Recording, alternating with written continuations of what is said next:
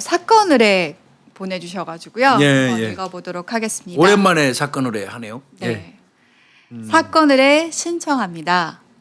제 이야기는 아니고 인터넷을 통해서 알게 된 언니 얘기를 해볼까 합니다. 헷갈릴 수도 있으니 그냥 A라고 칭하겠습니다. 그 A는 현재 30대 초반이고 위로 언니, 오빠가 있습니다. 어렸을 때부터 폭력적인 아버지 밑에서 자라서 엄청 힘든 어린 시절을 보냈다고 해요.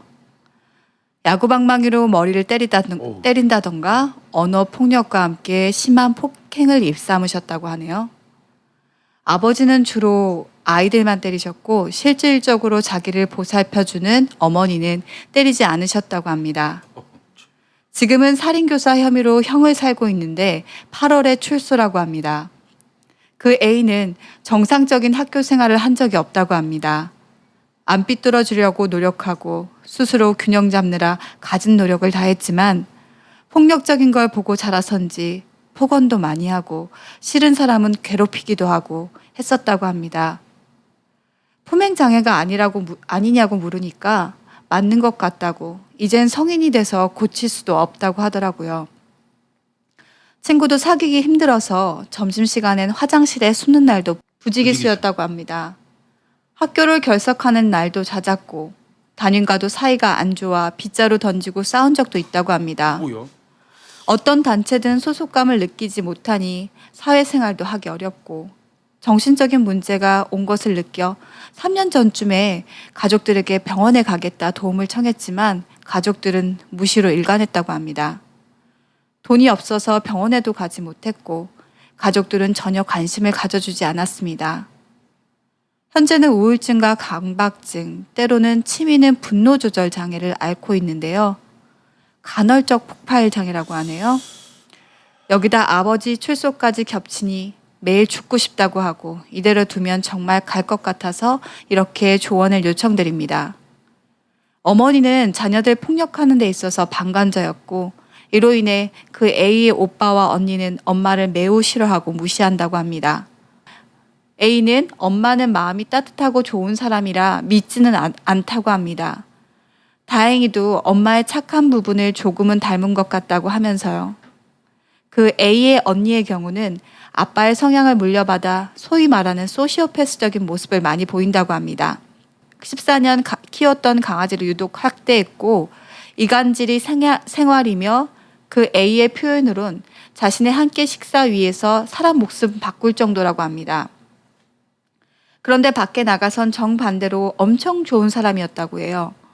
언니나 아빠나 대외적인 이미지가 따로 있다고 합니다. 아버지 면회는 갔냐고 물으니 오래전에 가고 안 갔다고 해서 혹시 이 문제로 앙심을 품을까도 걱정입니다. 이런 상황에서 경제적인 여유가 있다면 집을 나와서 따로 사는 것이 가장 좋겠지만 정신적 문제로 일을 하기가 어렵고 현재 경제적 여건이 전혀 안 돼서 그저 아빠가 출소하길 기다리는 신세입니다. 그 전에 어떻게든 죽고 싶다고 하는 거예요. 제가 쉼터 상담 받아보는 건 어떠냐고 물으니까 생각은 해보겠다고 합니다. 자기 상황에선 받아주지 않을 것 같다고요. 교수님, 프로파일러님, 어떻게 대처해야 하는 것이 옳을까요? 제가 아는 것이 없어서 큰 도움을 주지 못하는데 기댈 때가 애청하는 사건 의뢰밖에 없어 이렇게 메일을 보내게 되었습니다. 조언 부탁드리고 언제나 응원하고 있습니다. 근데 이거는 지금 아버지가 살인 교사 혐의로 수용 생활을 하고 있네요. 그런데 8월에 출소한다고 그러니까 이제 조만간 출소를 할 모양인데 그런 사람 밑에서 있다 보니까 지금 본인도 지금 상당히 문제가 있다는 거 아니에요. 기본적으로 우울증, 강박증이 있고 네. 또 분노 조절 장애가 있다고 그러는데 이거는 누가 판단한 건지 모르겠어요. 근데 이게 여기 안에 간헐적 폭발 장애라고 하는데요. 이거는 진단을 받았을 때 보통 간헐적 폭발 장애가 그러니까 본인이 가서 진단을 병원 가서 받았다는 건가요? 제가 봤을 때는 이거 그런 가능성이 큰 것 같아요. 그 미워하는 아버지 어떻게 보면 증오심이 가득한 아버지인데 이 아버지가 나오게 되면 감당이 안 되니까 아버지 나오기 전에 뭐 스스로 뭐 죽겠다 뭐 이런 얘기를 한다는 거 아니에요? 이거는 정말 상당히 지금 심각한 어떤 위기 상황에 봉착한 건 맞는 것 같은데.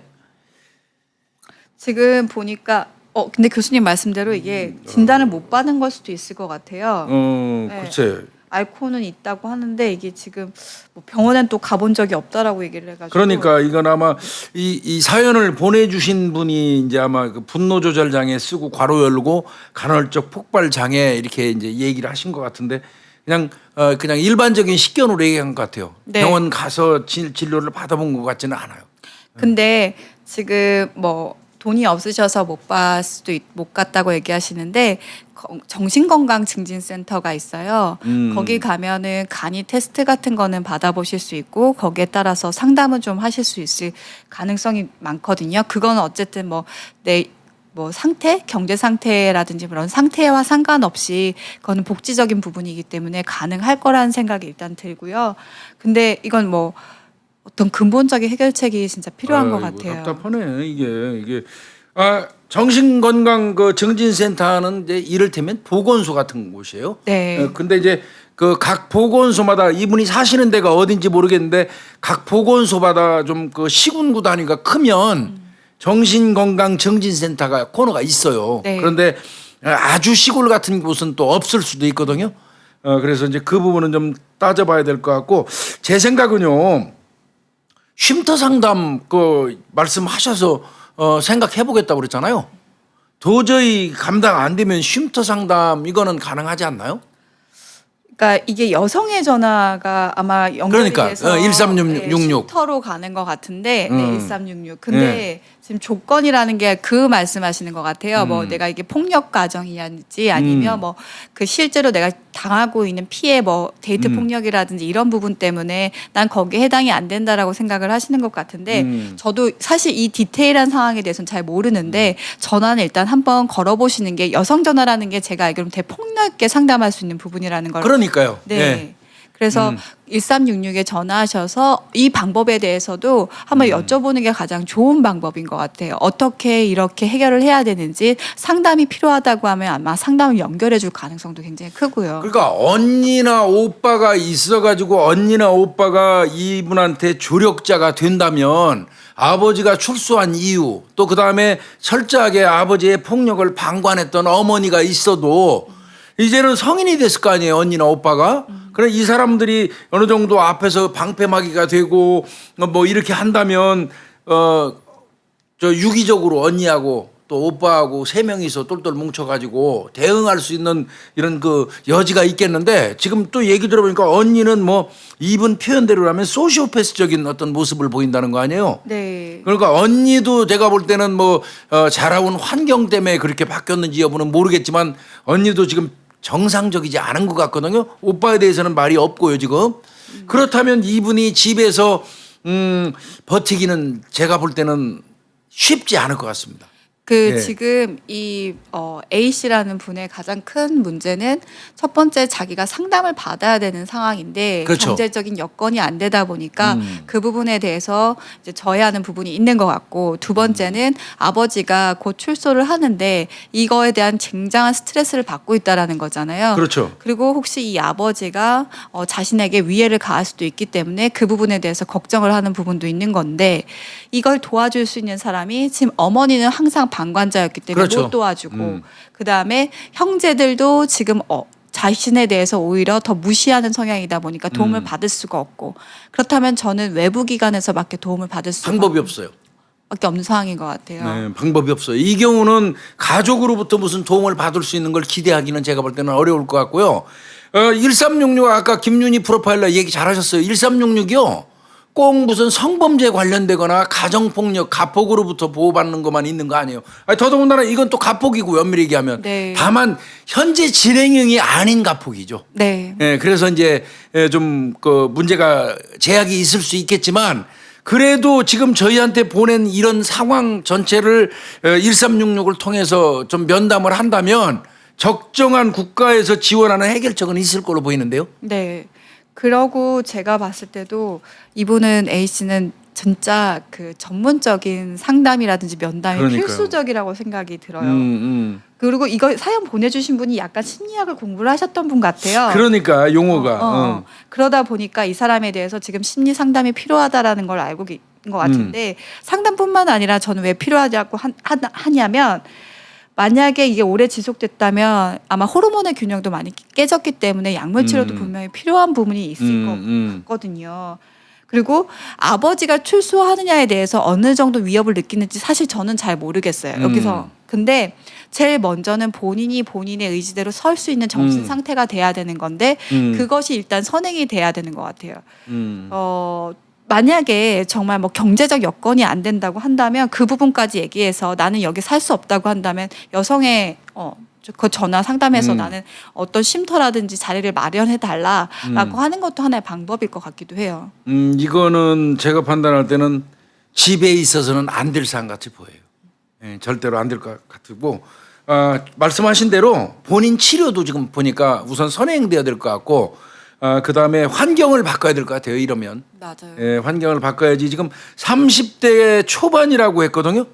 30대 초반인데 위로 언니 오빠가 있는데 또 두 사람 다 또 결혼도 아직 안 한 모양이에요.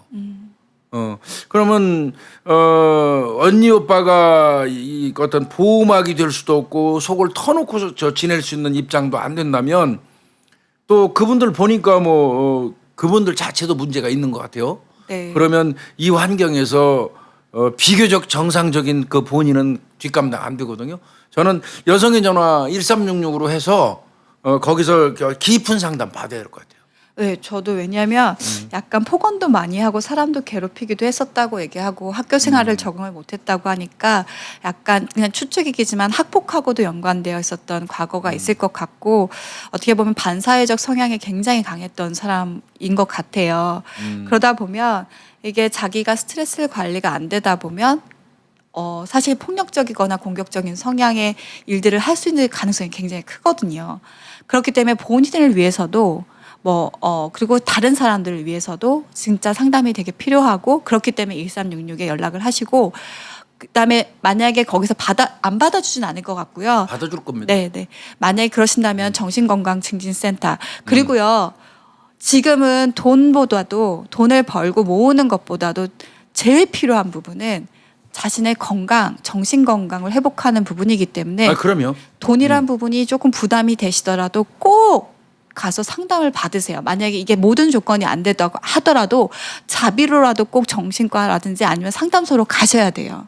그리고 이제 뭐 본인이 자꾸 극단적인 선택 뭐 이런 게 생각난다 그러면 자살 예방센터도 있어요. 전화는. 네. 예, 그곳에도 전화하면 충분히 상담하고 자기도 얘기할 수 있거든요. 그래서 여러 경로로 이런 그 시스템이 구축돼 있으니까 그걸 다 이용했으면 좋겠어요. 언제 기회 봐서 유니프로파일러 이와 같은 그 입장에 처한 사람들을 위해서 국가에서 공식적으로 도움을 줄 수 있는 기구 같은 거를 우리가 한번 찾아서 방송을 한번 해야 될 것 같으네요. 네, 이게 예. 저도 맨날 하면서 그냥 뭐 어떤 사건 조사하다 알게 되는 경우들이 많아가지고 그다음 뭐 지역에서 운영하는 거, 그다음에 국가에서 운영하는 거, 또 어떤 혜택을 갖고 어떤 루트를 가는지 저희가 한번 정리를 해서 말씀드릴 필요가 또 있는 것 같아요. 요거 비슷하게 유사한 게 있었는데 그때는 제가 어떤 조언해 줬냐면요. 여성가족부에다가 글 올리라고 그랬어요. 여성가족부 홈페이지에다가 굉장히 힘들어하는 여성이 하나 있었어요. 근데 내가 상담을 할 수 있는 게 한계가 있어서 이거는 여성가족부에서 좀 도와줄 수 있을 것 같다는 그런 생각이 들어가지고 여가부 쪽에다가 홈피에 들어가서 진지하게 본인이 처한 입장이 이렇게 어렵다는 거를 글을 올리라고 했더니 여가부 쪽에서 아마 그 관심을 가져가지고 했던 것 같아요. 그래서 집중적으로 나서가지고 도움을 많이 줘서 좀 그 긍정적인 어떤 일이 있었거든요. 그래서 여가부 쪽의 홈페이지를 이용하는 것도 하나의 방법일 수 있을 것 같아요. 네. 그리고 저 이 사연 보내주신 분께 한마디만 말씀드리겠는데. 이렇게 사연 보내주신 거 너무 감사하고 근데 A씨라는 분 특성을 저도 이 사연 보내주신 분만큼 알지는 못하지만 우울증, 강박증, 지금 분노조절 장애도 있고 얘기하셨잖아요. 그럼 본인은 뭐 상담을 받겠다라고 얘기하지만 이거는 되게 말뿐인 경우가 많을 거예요. 안 간다 이거죠? 네, 본인이 우울증이나 강박증 같은 경우는 자기가 완벽하고 싶고 잘 갖추어지고 싶을 때 무언가 하고 싶어 하는 게 되게 많아요.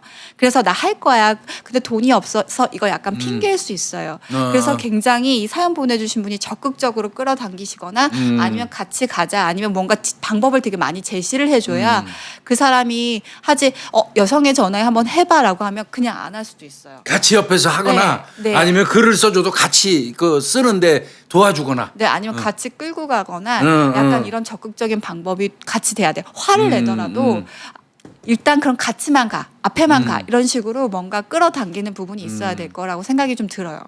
맞는 얘기 같아요. 저희가 얘기했던 그런 방법을 한번 좀 취해 보시고요. 뭐 더 뭐 악화돼서는 안 되지만 악화돼 갖고 뒷감당 안 되는 사안이 있을 때는 또 별도로 한번 연락 또 주시면 좋겠네요. 진짜 이 사연 이런 사연 볼 때마다 에이, 참 이거. 얼마나 많은 가정 폭력이 지금 있을까라는 생각을 해요. 저도 지구대에 있을 때 가정 폭력으로 진짜 가출해서 오는 애들이 굉장히 많았는데 다시 이 아이들을 집으로 보낼 때 바뀌지 않을 거라는 걸 너무 잘 알고 있으니까 무력감 느끼죠? 네, 엄청 무력감 많이 느끼거든요. 근데 그런 환경 속에서 성장을 해서 다시 그 사람들이 정말 잘 성장하면 좋긴 하겠지만 그렇지 못한 경우도 많은 걸 많이 보거든요. 맞아요. 그럴 때 가족은 못 도와주더라도 주변에 주변인이라든지 사회에서 만난 사람들이 큰 힘이 되는 걸 우린 또 알고 있잖아요, 교수님. 네, 그럼요. 네, 그래서 이 사연 보내주신 분 또 그리고 같이 주변에 도와주실 수 있는 분들이 이분들한테 따뜻한 한마디 보내주시면 좋을 것 같고 또 우리 그 사건을 해 여기 또 애청자 구독자분들 혹시 본인들이 이렇게 해결할 수 있었던 방법이라든지 주변에 이런 식으로 해결했다라고 하시는 거 알고 계시면 꼭 같이 그런 것도 댓글에 좀 달아주시면 감사하겠습니다. 지금 제시한 내용대로 좀 한번 해봤으면 좋겠어요. 저는 실제로 자기가 정말 행복하게 자기가 극복하는 걸 좀 봤었거든요.